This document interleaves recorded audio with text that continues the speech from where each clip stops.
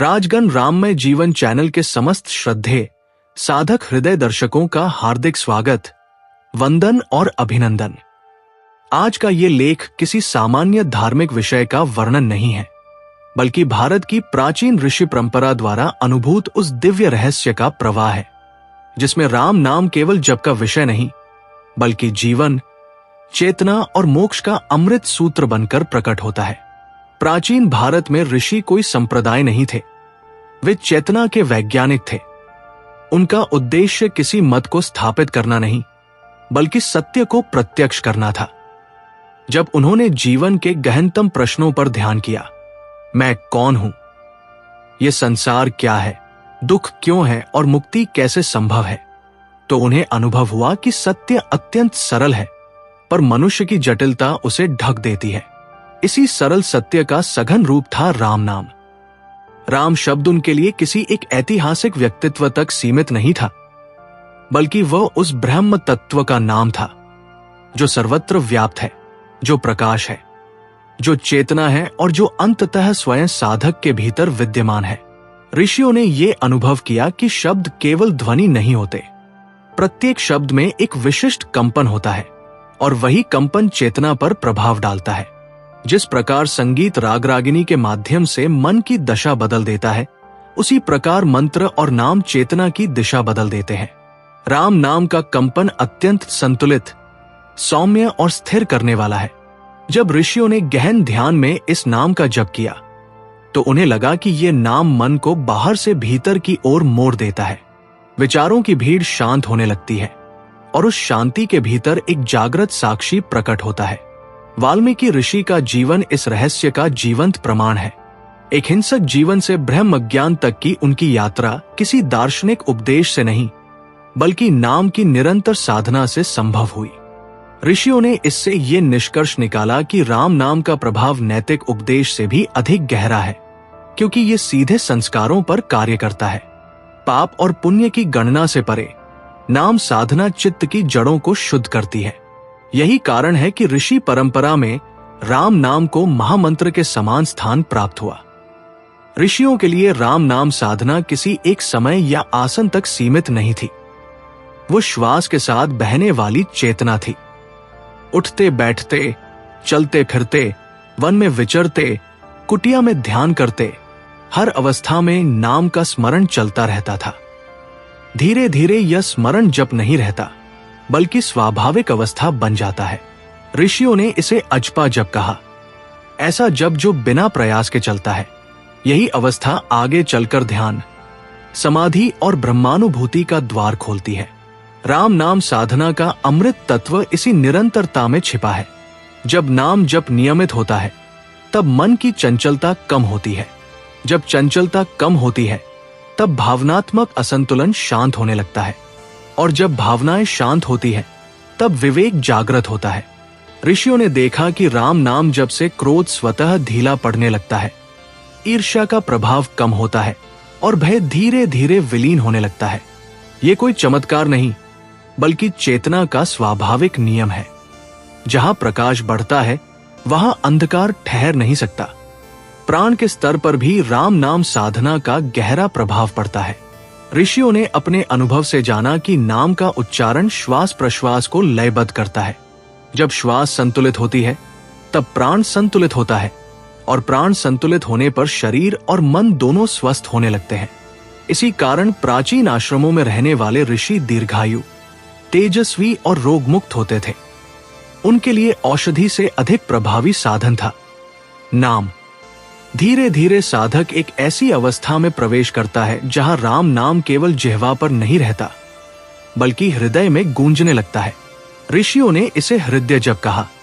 इस अवस्था में साधक के भीतर करुणा का विस्तार होता है।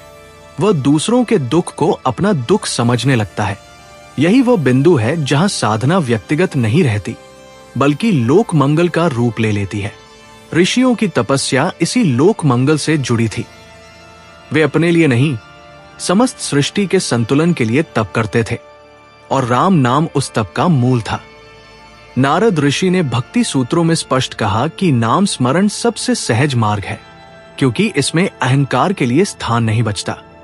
ज्ञान में अहंकार आ सकता है, मैं जानता हूं। कर्म में अहंकार आ सकता है, मैं करता हूं। पर नाम में केवल स्मरण है, मैं नहीं, वो।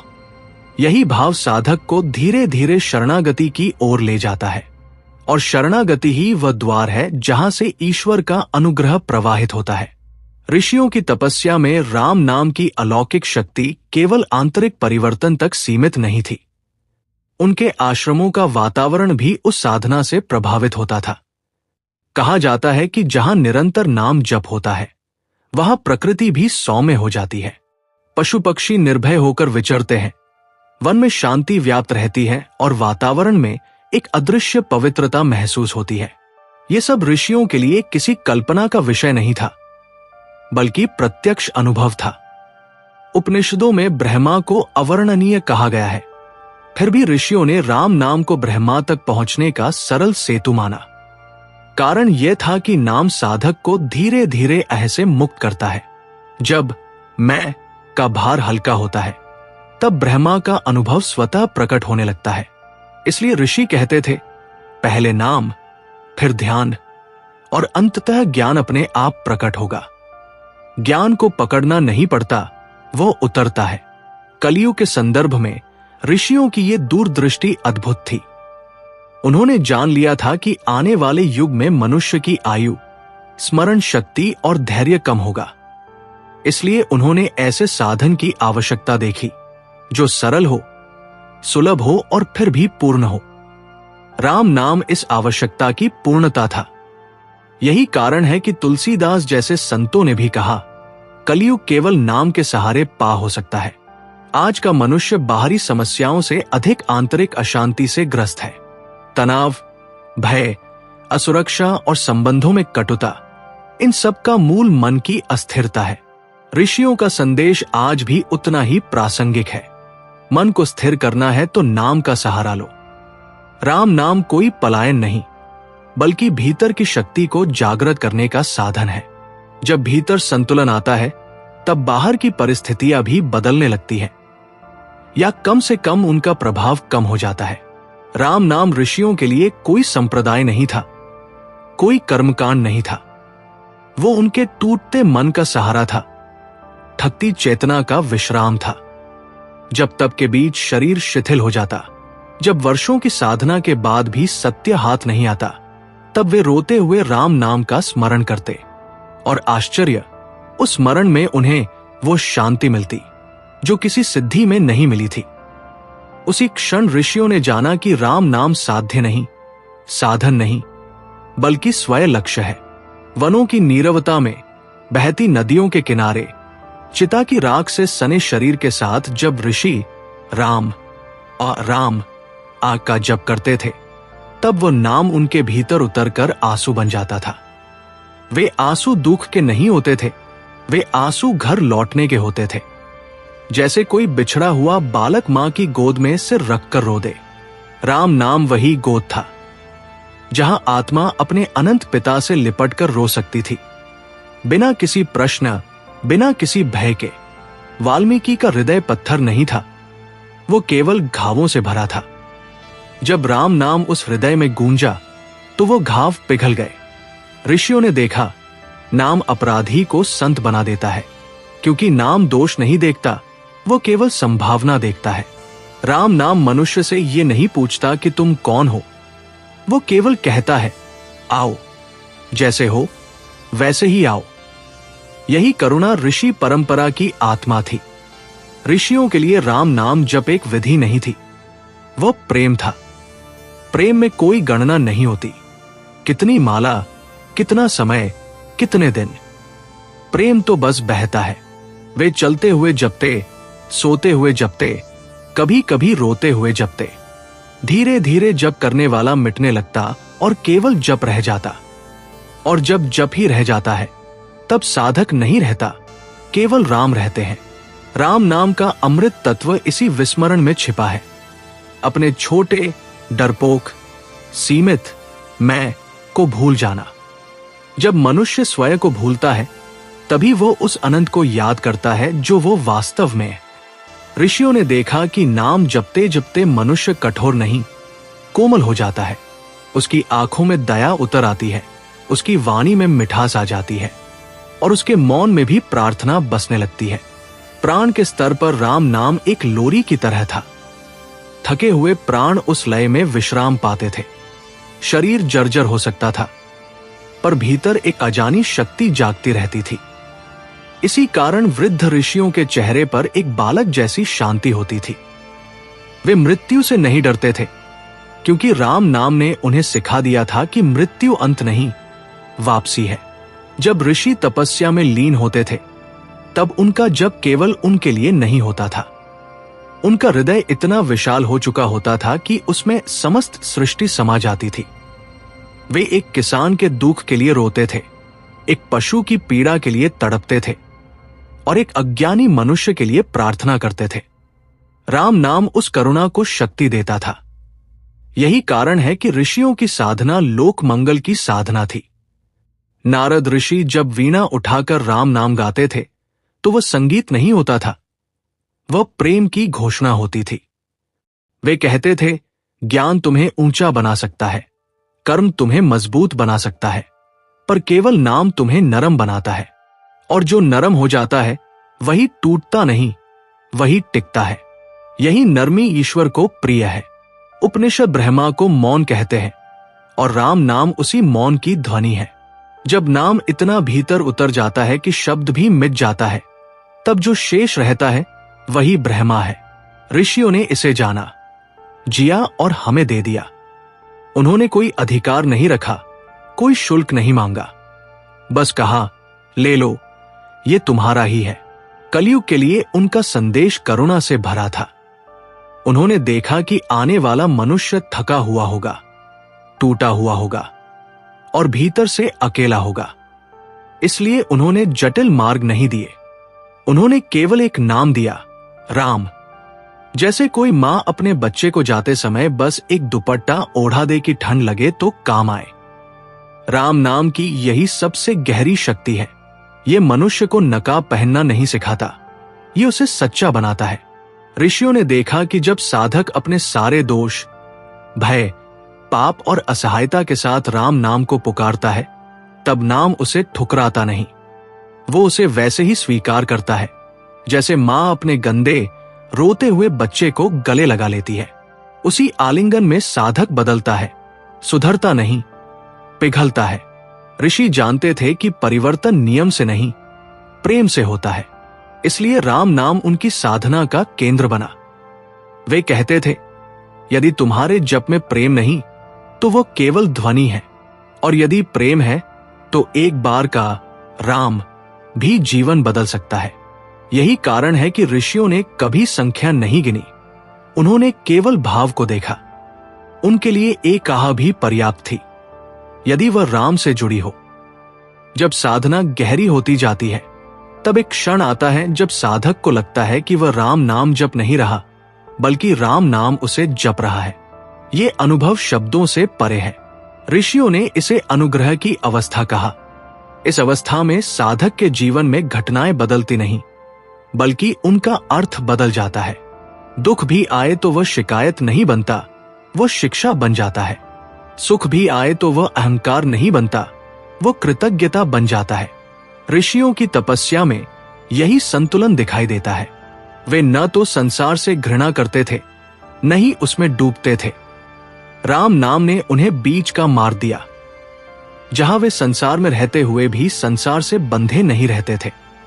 उनके लिए परिवार, समाज, प्रकृति सब राम के ही रूप थे। इसलिए उनकी दृष्टि में कोई परायण नहीं था।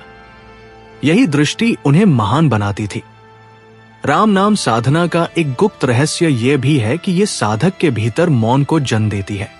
पहले शब्द घटते हैं, फिर विचार घटते हैं और अंततः मैं घटने लगता है। जब मैं घटता है, तब भीतर एक विशाल शांति फैलती है। ऋषियों ने इसी शांति को ब्रह्मा का स्पर्श कहा।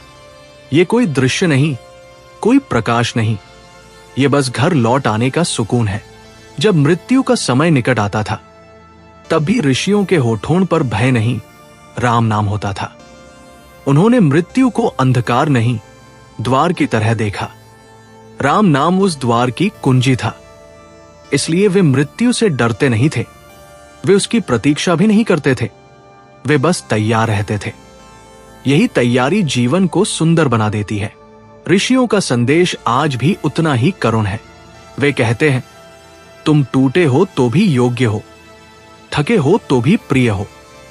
राम नाम किसी योग्यता की परीक्षा नहीं लेता। वो केवल एक बात पूछता है, क्या तुम सच्चे हो? यदि हां, तो बस नाम लो। धीरे धीरे वो तुम्हें संभालेगा। वैसे ही जैसे नदी किनारे बैठा कोई बच्चा बहते पानी को देख देख कर शांत हो जाता है। आज जब मनुष्य बाहरी शोर में अपनी आत्मा की आवाज खो चुका है, तब राम नाम वही ध्वनि है जो भीतर से बुलाती है। ये नाम तुम्हें दुनिया छोड़ने नहीं कहता, ये तुम्हें खुद से मिलने को कहता है। यही ऋषि परंपरा की सबसे बड़ी देन है, खुद से मिलने का रास्ता। ऋषि कहते थे कि मनुष्य की सबसे बड़ी पीड़ा ये नहीं है कि उसके पास दुख है, बल्कि ये है कि वो अकेला महसूस करता है। इसी अकेलेपन को तोड़ने के लिए राम नाम आया। जब कोई साथ ना हो, जब अपने भी समझ न पाए, तब राम नाम हृदय में बैठकर कहता है, मैं हूं। ऋषियों ने इस मैं हूं को ही ईश्वर का सबसे करुण स्वर माना। इसलिए वे साधक को बाहरी सहारे नहीं देते थे, वे उसे नाम सौंप देते थे ताकि वह भीतर से थाम लिया जाए। राम नाम साधना धीरे धीरे साधक को इतना संवेदनशील बना देती है कि वह अपने ही नहीं, दूसरों के भी दुख को महसूस करने लगता है। ऋषियों के हृदय इतने कोमल हो गए थे कि किसी पत्ते का गिरना भी उन्हें विचलित कर देता था। ये कमजोरी नहीं थी, ये चेतना की पराकाष्ठा थी। राम नाम ने उनके भीतर करुणा को इतना गहरा कर दिया था कि वे सृष्टि से अलग नहीं रह पाए। यही कारण है कि उनकी तपस्या संसार से पलायन नहीं, संसार के लिए समर्पण थी। जब साधक निरंतर नाम में डूबा रहता है, तब एक समय आता है जब उसे अपने प्रश्न मूर्ख लगने लगते हैं। वह पूछना छोड़ देता है, क्यों, कब, कैसे। वो बस स्वीकार करता है। ऋषियों ने इसे समर्पण की परिपक्वता कहा। इस अवस्था में साधक रोता भी है तो शिकायत नहीं करता, वो हंसता भी है तो अहंकार नहीं करता। उसका जीवन एक मौन प्रार्थना बन जाता है, जिसमें हर श्वास राम नाम की माला का एक मनका होती है। राम नाम साधना का सबसे सुंदर रहस्य ये है कि ये मनुष्य को कठोर अनुशासन में नहीं बांधती, ये उसे प्रेम में बांधती है। ऋषियों को पता था कि जो प्रेम से बंधा है वो कभी टूटेगा नहीं। नियम टूट सकते हैं, व्रत छूट सकते हैं, पर प्रेम नहीं छूटता। इसलिए उन्होंने कहा, यदि तुम्हारा मन भटक जाए तो उसे डांटो मत, बस राम नाम की गोद में बिठा दो, वो स्वयं शांत हो जाएगा। अंततः राम नाम साधना मृत्यु के भय को नहीं, बल्कि जीवन के भार को हल्का करती है। जब नाम हृदय में बस जाता है, तब जीवन बोझ नहीं, प्रसाद बन जाता है। सुख आए तो कृतज्ञता, दुख आए तो समर्पण, यही ऋषियों की साधना थी। और इसी साधना में उन्होंने अमरता को छुआ। जय श्री राम।